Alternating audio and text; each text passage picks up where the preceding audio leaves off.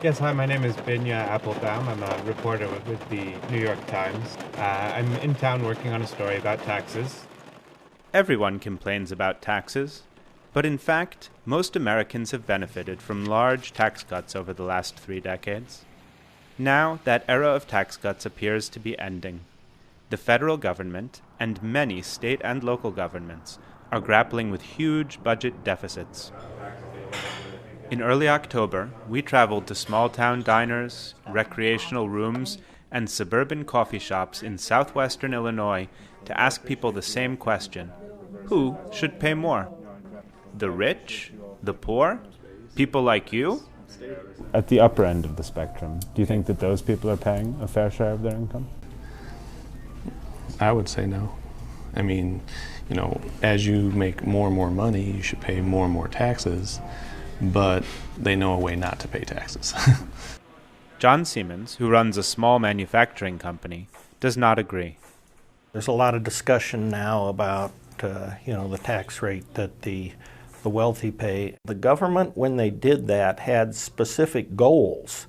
It's just not, let's give the wealthy a break. The wealthiest people are still paying a disproportionate amount of their income in taxes. Mr. Siemens said the government should not raise taxes on the wealthy.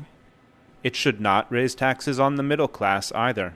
But he would like to see the poor pay more. I have an issue with the dramatic reduction of taxes at the low end because I think everybody needs some skin in the game.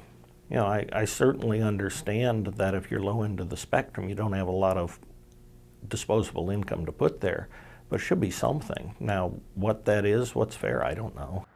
While many lower-income families don't pay federal income taxes, they pay federal payroll taxes and state and local taxes. The wealthy pay the largest share of income in taxes, about 40%. The poor pay the smallest share, about 20%. The middle class falls in between. But the gap between tax rates for the rich and the poor is a lot smaller than it used to be. The rich got the largest tax cut since 1980. The poor got the least. And now we have a problem. We are not raising enough money in taxes to cover government spending. Either you collect the money as taxes, or you do cut down, you do budget. Single mother of one, budget like heck. There's some days we stay home and we eat peanut butter. There's some days we come out and we have beer and nachos. Like many people, Anita Toll is torn. She doesn't want taxes to increase. She also doesn't want government to cut the things she likes. I really like it when there's good roads to drive on. The schools, I don't know, I don't ever want to pull back from the schools because it's so much more to give. I don't have the answer of where to pull back. I don't. I want the state parks to stay open. I want. At the very least, we went back to the tax rates, that were in the 30% area when Clinton was president. The Republicans with this eternal tax cutting for, these wonderful job creator people who are supposed to be making all these jobs. Well, they're sitting on trillions of dollars of money. Stan Stark, a retired hairdresser who once made as much as $150,000 a year, is now living on a government disability check. But you are among those people who underpaid for the benefit that you are now receiving. Yeah.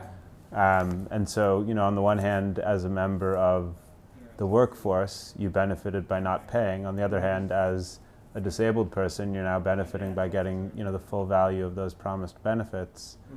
Mm-hmm. You've kind of, gotten the best of both worlds. I've kind of gotten the best of both worlds, yeah, I have. And I would have happily paid more taxes and really not thought much of it. It's not just a theoretical discussion anymore here in Illinois.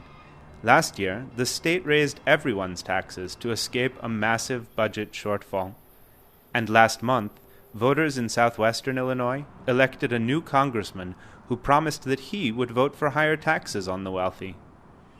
People here are not happy about higher taxes, but there is one thing they agree about. If someone must pay more, it should be someone else.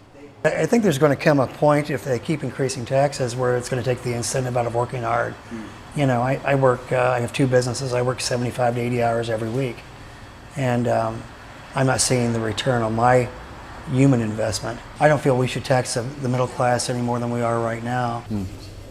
How do you do it? What makes a tax code fair, basically? What? Yeah, that's the question, isn't it? How do you know? I don't know. What would make it fair is that if I didn't pay any taxes and let the other people pay all the taxes. Taylor McAllister, who works for Mr. Hicks, makes about $30,000 a year. I've always had like 2 jobs, so I mean I haven't really been that bad off, but like, you know, it would be nice to not have to pay as much sometimes. And like whenever I get my check and I see it, I'm like, damn, that's a huge chunk that was taken out. I feel that maybe people that don't make as much shouldn't have to pay as much in. But who makes the rules? Not me. I just go with it.